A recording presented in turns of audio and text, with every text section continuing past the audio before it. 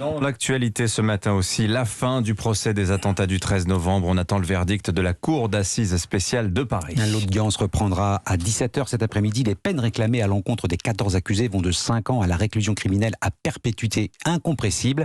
Après 10 mois d'audience, l'heure est aussi au bilan. Bonjour Gladys Laffitte. Bonjour. Du service police-justice d'Europe 1. Vous avez suivi ce procès pour Europe 1. Est-ce que la justice a été à la hauteur de l'histoire ?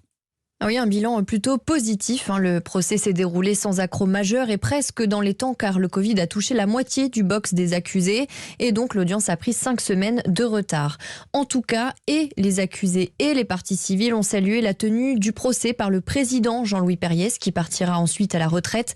10 mois où la police de l'audience n'a pas toujours été facile à faire, où il a fallu gérer les caractères, créer un lien avec Salah Abdeslam, ne pas montrer ses émotions.